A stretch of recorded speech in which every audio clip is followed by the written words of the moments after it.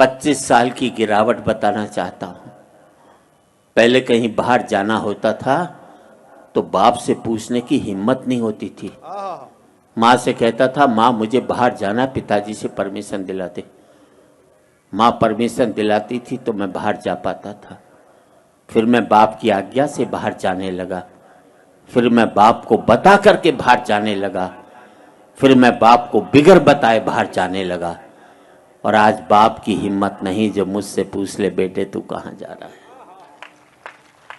पहले मैं माँ बाप के साथ रहता था, माँ बाप मेरे साथ रहते। फिर हमने बना लिया एक मकान, एक एक कमरा अपने लिए, एक एक कमरा बच्चों के लिए, एक रीडिंग रूम, एक वो बाहर छोटा सा ड्राइंग रूम उन लोगों के लिए जो मेरे आगे हाथ जोड़ते थे, एक वो अंदर बड़ा सा ड्राइंग रूम उन लोगों के लिए जिनके आगे मैं हाथ जोड़ता हूँ। बहुत अच्छा जी, वाह वाह वाह। पहले मैं फुसफुसाता था तो घर के लोग जाग जाते थे, करवट भी बदलता था तो घर के लोग सो नहीं पाते थे।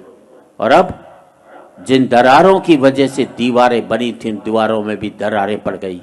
अब मैं चीखता हूं तो बगल के कमरे से ठहाके की आवाज सुनाई देती है और मैं सोच नहीं पाता हूं कि मेरी चीख की वजह से वहां ठहाके लग रहे हैं या उनके ठहाकों की वजह से मैं चीख रहा हूं। क्या बात है, वाह वाह वाह वाह वाह।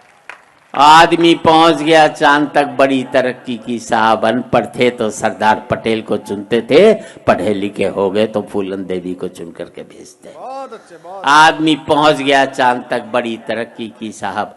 चांद को छूने में घमंड महसूस करते हैं और माँ बाप के पांव छूने में शर्म महसूस करते हैं।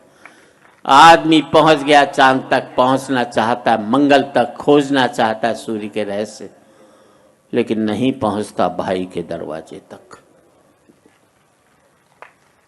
और आज इस समृद्धि की ऊंचाई पर बैठकर मैं सोचता हूं इसके लिए मैंने कितनी बड़ी खो दी ये खाइयां। क्या बात है, वाह। अंतिम पंक्तियां हैं, बात अच्छी लगे तो एक एक व्यक्ति की तालियां चाहूंगा।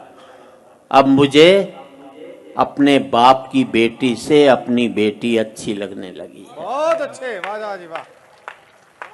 अब मुझे अपने बाप की बेटी से अपनी बेटी अच्छी लगने लगी है। मुझे बाप के बेटे से अपना बेटा अच्छा लगने लगा है। पहले मैं माँ बाप के साथ रहता था, अब माँ बाप मेरे साथ रहते हैं। अब मेरा बेटा भी कमा रहा है, कल को मुझे उसके साथ रहना पड़ेगा। और हकीकत यही है दोस्तों, तमाचा मैंने मारा है तो तमाचा मुझे खाना भी पड़ेगा। वाह वाह वाह वाह वाह वाह। आज इस पावन मन से मैं इतना ही कहना चाहता हूँ युवा पीढ़ी से, जिंदगी भर माँ बाप के साथ रहना ताकि आपके बच्चे जिंदगी भर आपके साथ रह सकें। क्या बात है, क्या बात है। हो सकता है नौकरी और व्यापार की वजह से आप शारीरिक रूप से साथ न रह पाए, पर जिंदगी भर मानसिक रूप से माँ बाप के साथ रहोगे बहुत अच्छा। तो आपके बच्चे भी जिंदगी भर आपके साथ रहेंगे।